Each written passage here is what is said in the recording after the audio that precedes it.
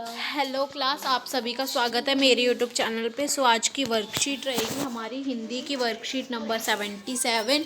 आज की डेट रहेगी हमारी 27 जनवरी 2022 और क्लास 9th के लिए। यहाँ पे अपना नाम, यहाँ पे अपनी क्लास टीचर का नाम। आज का हमारा टॉपिक रहेगा कृतिका पाठ का रीढ़ की हड्डी, जो कि हमारा पहले वाली वर्कशीट में भी हो रखा है।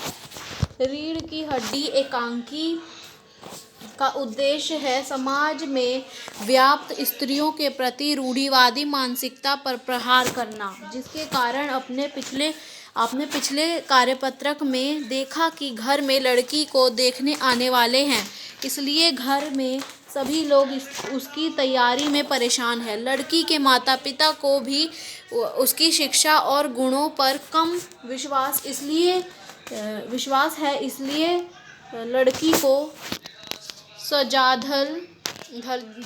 धजा कर लड़के वालों के सामने लाना चाहते हैं। अब आगे पढ़िए क्या होता है। तो हम पढ़ चुके थे कि आने वाले हैं लड़के वाले और बहुत परेशान हैं। प्रेमा, राम स्वरूप और क्या था, रतन, है ना, और उमा को देखने वाले आने वाले हैं। आगे देखते हैं। राम स्वरूप, तो क्या हो गया, तो हुआ क्या? तो फिर प्रेमा, तुम्ही ने तो कहा था कि जरा ठीक ठाक करके नीचे लाना। आजकल तो लड़की कितनी ही सुंदर हो, बिना टीमटाम के भला कौन पूछता है। इसी मारे मैंने तो पाउडर वॉडर उसके सामने रखा था, पर उसे तो इन चीज़ों से ना जाने किस जन्म की नफरत है। मेरा कहना था कि आंचल में मुंह लपेटकर लेट गई। भाई मैं बाज आई तुम्हारी इस लड़की से। फिर रामस्वरूप कहता है, ना जाने कैसा इसका दिमाग है, वरना आजकल की लड़कियों के सहारे तो पाउडर का कारोबार चलता है। प्रेमा कहती है, अरे मैंने तो पहले ही कहा था, इंट्रेंस ही पास करा देते, लड़की अपने हाथ रहती और इतनी परेशानी ना उठानी पड़ती, पर तुम तो। फिर रामस्वरूप कहता है, बात काट कर कहता है, चुप। फिर दरवाजे से झांकते हुए, तुम्हें कतई अपनी जबान पर काबू नहीं है। कल ही यह बता दिया था कि उन सब लोगों के सामने जिक्र और ढंग से होगा, मगर तुम तो अभी से सब कुछ उगले देती हो। उनके आने तक तो ना जाने क्या हाल करोगी। प्रेमा, अच्छा बाबा, मैं ना बोलूँगी, जैसी तुम्हारी मर्जी हो करना, बस मुझे तो मेरा काम बता दो। फिर आगे देखते हैं।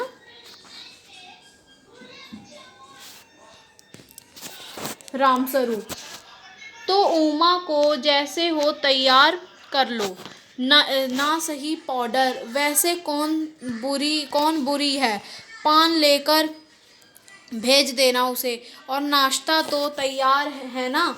रतन का आना। आ गया रतन, इधर बाजा नीचे रख दे, चद्दर खोल, पकड़ तो जरा, उधर से चद्दर बिछाते हैं। फिर प्रेमा, नाश्ता तो तैयार है, मिठाई तो वे लोग ज़्यादा खाएंगे नहीं, कुछ नमकीन चीज़ें बना दी हैं, फल रखे ही हैं, चाय तैयार है और टोस्ट भी, मगर हाँ, मक्खन तो आया ही नहीं। फिर रामस्वरूप, क्या कहा, मक्खन नहीं आया? तुम्हें भी किस वक्त याद आई है? जानती हो कि मक्खन वाले की दुकान दूर है, पर तुम्हें तो ठीक वक्त पर कोई बात सूझती ही नहीं। अब बताओ, रतन मक्खन लाए कि यहाँ का काम करे? दफ्तर के चपरासी से कहा था आने के लिए, 100 नखरों के मारे। प्रेमा, यहाँ का काम कौन ज़्यादा है? कमरा तो सब ठीक ठाक ही है, बाजा सितार आ ही गया। नाश्ता यहाँ बराबर वाले कमरे में ट्रे में रखा हुआ है, सो तुम्हें पकड़ा दूंगी। एक आध चीज खुद ले आना। इतनी देर में रतन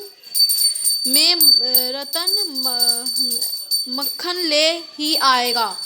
2 आदमी ही तो हैं। बस यहाँ पे हमारी वर्कशीट कंप्लीट होती है। सो इजी क्वेश्चंस दिए हुए हैं, 3 क्वेश्चंस हैं। सो करते हैं। फर्स्ट क्वेश्चन है पाउडर का बिगड़ा या विकसित रूप से जिसे तद्भव शब्द कहा जाता है, ऐसे ही आसपास या घर परिवार में सुने गए 10 शब्दों की सूची बनाइए। सो चलिए करते हैं आंसर। सो आंसर है हमारा बच्चों फर्स्ट का अंगूरी को बोलते हैं अंगुली। परगट को बोलते हैं प्रकट। हम कहाँ ले नहीं, हम तो लेके पहले ही प्रसारण आंचल दोष आखर अक्षर नियम विवाह कर्म अंश। सो अब सेकंड क्वेश्चन करते हैं। सेकंड क्वेश्चन है हमारा अभी तक पढ़े गए एकांकी के आधार पर रामस्वरूप के चरित्र की विशेषताओं को लिखिए। रामस्वरूप एक स्वतंत्रता प्रिय व्यक्ति है। वे औरतों की शिक्षा के पक्षपाती है, इसलिए अपनी पुत्री को भी पुत्र के समान ही उच्च शिक्षा दिलवाते हैं। वे एक स्नेही पिता हैं। रामस्वरूप जी अपनी पुत्री से बड़ा स्नेह करते हैं, इसलिए उसके भविष्य की चिंता उन्हें सताती रहती है और इसी कारणवश वह अपनी पुत्री की शिक्षा भी लड़के वालों के आगे छिपा जाते हैं। रामस्वरूप जी समझदार व्यक्ति हैं। वे कई जगह गोपाल प्रसाद जी की गलत बातों का जवाब भी समझदारी पूर्वक देते हैं। So last and third question करते हैं। सो थर्ड क्वेश्चन है हमारा आसपास आपने देखा होगा कि किसी लड़की को जब लड़के वाले देखने घर पर जाते हैं तो लड़की वाले किस तरह की तैयारी करते हैं। वे परेशान होते हैं या उत्साहित और प्रसन्न होते हैं। आपको कैसा लगता है उसे लिखिए। एक लड़की वाले एक तरफ तो खुश होते हैं कि उनकी लड़की को देखने के लिए आ रहे हैं और वह बड़े ही उत्साह के साथ घर को सजाते हैं। दूसरी तरफ यह भी कहीं ना कहीं डर होता है कि कहीं लड़के वाले मना ना करते, इसलिए कर दें, इसलिए वह मन ही मन इस बात को सोचकर परेशान भी होते हैं। सो आज की वर्कशीट हमारी कंप्लीट होती है। अगर आपको किसी भी सब्जेक्ट के चैप्टर में डाउट है तो आप मुझे कमेंट में बता सकते हैं, जिससे कि मैं आपको उसकी समरी पोस्ट कर दूं। एंड अगर आपको किसी भी वर्कशीट में डाउट है तो आप मुझे कमेंट में बता सकते हैं। एंड आपको कोई ग्रामर का टॉपिक चाहिए तो आप मुझे कमेंट में बता सकते हैं। सो बाय गाइज, अब मिलेंगे नेक्स्ट वीडियो में।